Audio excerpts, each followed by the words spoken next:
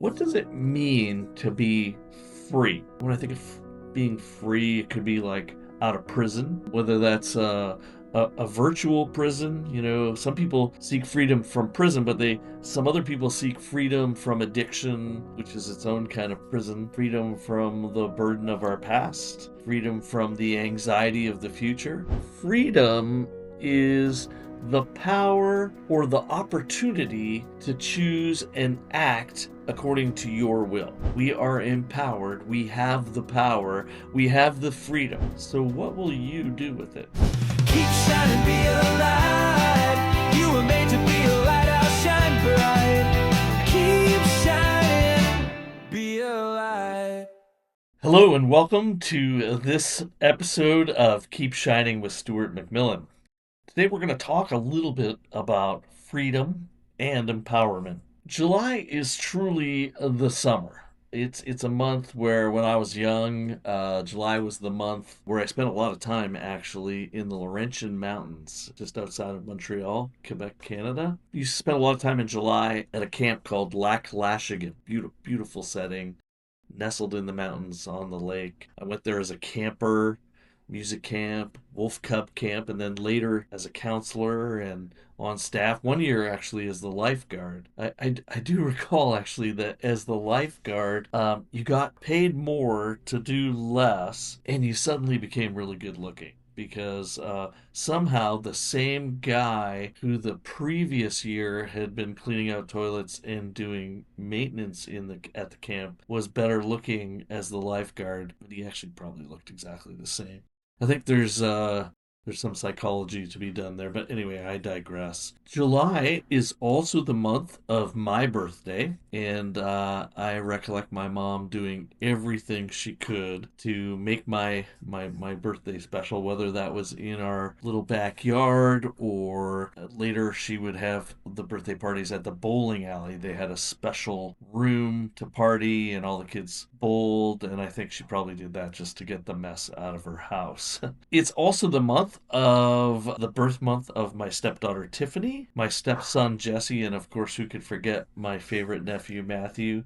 But it is the also the birth month of the very, very special apple of Papa Mac's eye, my granddaughter Molly Moon. However, there's something about July that really speaks to freedom. Maybe from the daily routine of school, freedom from that heaviness of winter. And of course, we have two national holidays in July that speak to freedom. For the first part of my life, celebrated every July 1st, Canada Day, which used to be known as Dominion Day, and it commemorated the time in 1867, July 1st, 1867, when what we called the Fathers of Confederation gathered on Prince Edward Island and signed the British North America Act. Now, the British North America Act is what made Canada a free and independent country. And then, of course, July 4th, everyone here is talking about July 4th, perhaps more this year than any other year because it is the 250th anniversary of our great nation. Celebrating freedom from the tyranny and the taxation primarily from the King of Britain. My Scottish heritage also has me remembering the closing part. I don't know if you remember this, the closing part of that great movie Braveheart, where William Wallace is being stretched on the rack and shouts, "Freedom!" Great movie, great movie. Well, what does it mean to be free? When I think of being free, it could be like out of prison, whether that's a virtual prison. Some people seek freedom from prison, but some other people seek freedom from addiction, which is its own kind of prison, freedom from the burden of our past, freedom from the anxiety of the future. Another word that comes to mind is unshackled. Okay, I just think about shackles. I don't think we use them too often now. I guess we use handcuffs, but unshackled. I think of Paul the apostle, and all the visions we have. He speaks in his letters to being shackled. I think of slaves being shackled. But then there are, as we talked about, virtual prisons. There are virtual shackles as well. Things that hold us back, things that stop us from being the best version of ourselves, things that hold on to us and don't allow us to do or to be. People seek freedom for a reason. I think more broadly, we could say that freedom is the power or the opportunity to choose and act according to your will. Now, I've found lately that we throw around a lot of words. I do a little devotional group every morning with people from all across North America. And in that group, we've been discussing the fact that, sometimes words, they become so casual in the way that we use them. One that comes to mind is awesome. I use that word a lot, actually. But think about it. I'll pick you up at 8. Awesome. Does it really? Does it really? Does it really create a sense of awe that someone's going to pick me up at 8? It doesn't really. So we overuse the word Nazi. I hear it all the time. Nazi. He's a Nazi. She's a Nazi. Um, what the Nazis actually did was try to end an entire race. So when we call someone a Nazi, I mean, it's just overused. But I actually think that the word freedom kind of has a little bit of that too. We use the word freedom, free, so loosely. My homeland, Canada, has in their national anthem the words "the true north, strong and free." And of course, we're familiar here in the United States with land of the free and home of the brave. As we celebrate Canada Day and Independence Day, essentially what we're celebrating is our freedom. I do feel, though, that there comes with that, or there, at least there ought to, be a sense of obligation, of responsibility. While we're talking about words and how their context changes and they get used lightly or in a different way, I think about the word responsibility. I think that the word responsibility has become a bit of a bad word. At a minimum, it's become a heavy word.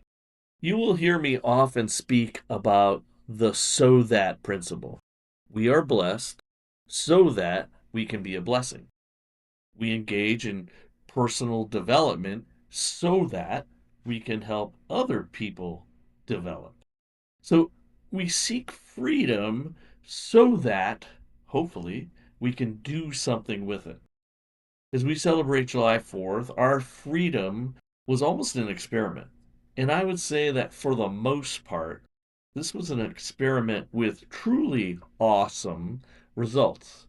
The United States of America is still a land of opportunity, a place where people are clamoring still to get in, a land of abundance, a country whose global generosity, both individually and corporately, has absolutely no comparison around the world. A land where people are free to be the best versions of themselves. In fact, they are empowered to be the best version of themselves.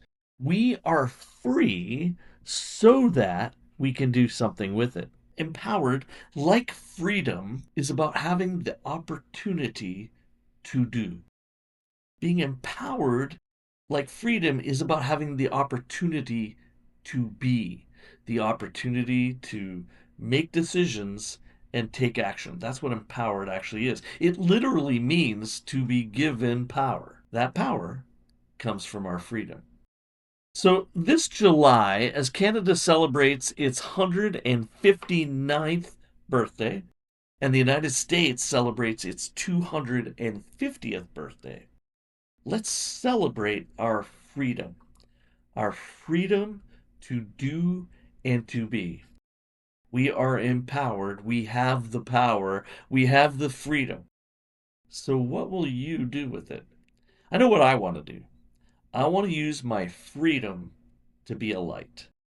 I want to use it so that I can empower anyone who will listen to me to also be a light.